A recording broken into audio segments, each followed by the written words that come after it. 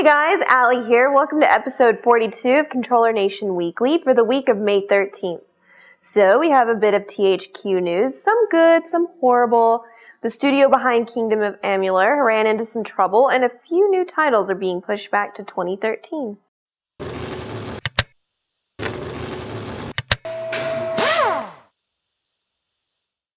We start this week with how the shit hit the fan with 38 Studios, the developer behind Kingdom of Amalur, who had gotten a $75 million loan, sort of, from the state of Rhode Island. But when it came time to start paying it back, with the first payment of $1.125 million, 38 Studios had to choose between paying their employees or the state, and they chose the state. But when they hand-delivered the check, 38 Studios CFO stated that the check would bounce, so the state of Rhode Island returned the check. Some good news came on Friday, though, as Rhode Island was able to cash the check and it went through. Hooray! It would seem Capcom is reevaluating its stance of on-disc DLC, given a good bit of backlash from the community on their propensity to charge people for additional content, which is already on the disc. Looks like Darksiders 2 will actually meet its release date of August 14th. So far, the game has 5 times the pre-orders of its predecessor at this point before it's released. So THQ is banking on this being a hit.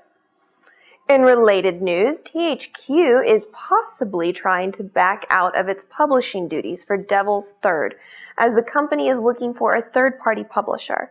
At the same time, THQ is also stating that Guillermo del Toro's Insane is still in works and isn't canceled. Our last bit of THQ news goes to state what we can all guess. Last year, THQ lost a bit of money. How much money? Only $100,000 shy of $240 million. This, which goes along with the previous year's loss of a little over $136 million. How they remain open with these losses is baffling. If you were hoping to get your hands on the South Park RPG this year, then you're out of luck, as it has been pushed back to early 2013. A cause for the pushback might be tied to the recent layoffs at Obsidian, the developer of the game, not to mention the financial issues of the game's publisher, THQ. Okay, that should be the last mention of THQ. Continuing delays, Tomb Raider has also been pushed back to sometime in the first quarter of 2013. The head of Crystal Dynamics, the studio developing the game, stated the pushback is to help polish the game so they could make the best game of their careers. And so far, Crystal Dynamics has a pretty good track record, so this should be pretty good. Pretty good. More delays, sort of. The auction house for Diablo 3 won't go up May 22nd and has been pushed back to an unknown date at the moment due to server issues that have plagued throughout the launch of the game. Battlefield is to get a service similar to that of Call of Duty Elite. More information of the service, which for now is called Battlefield Platinum, will be given at E3. Something else that will be expanded upon at this year's E3 is the Unreal 4 engine. Part of the unveil will be from Pitbull Studios, which helped with the development of the engine and is working on a title utilizing it. If you want to get a glimpse of what Respawn, the studio that is made up of ex-Infinity Ward developers, is up to, then you're out of luck, as they won't be revealing their new game at E3 this year. Good news for the guys at Mojang, as the Xbox Live Arcade port of Minecraft managed to sell 1 million copies in the first 5 days. That's a lot of games. The president of Sony Computer Entertainment America has gone on record stating he's against the use of anti-used measurements in games. As it's anti-consumer, unfortunately, the Japan side of Sony doesn't quite feel the same. Surprise! So when it comes to the PlayStation 4, it may or may not utilize anti-pre-owned technologies. Pikmin 2 and Mario Power Tennis are being released June 10th. But what's nice about these titles is they're being released as Nintendo Select, giving the titles a price tag of only $20.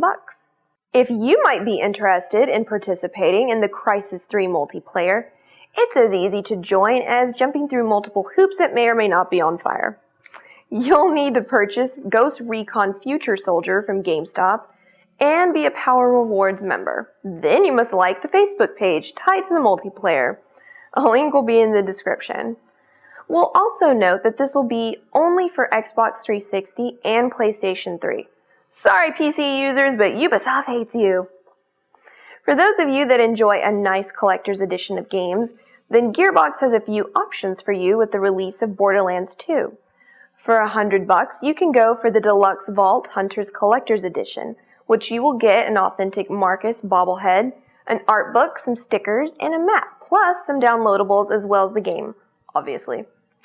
But if that isn't enough, then for an additional $50, putting the price tag at $150, you can go for the Ultimate Loot Chest Limited Edition, which gets you everything from the previous edition plus a replica loot chest. The game will come in a steel bookcase, a Creatures of Pandora ID chart, a cloth map, lithograph postcard set, and field notes from Sir Hammerlock.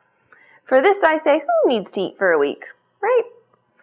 And for the portion of the news, which is never fun to report on, 4MM Games, the studio behind Def Jam Games, has been shuttered. So good luck to everyone there on their future endeavors.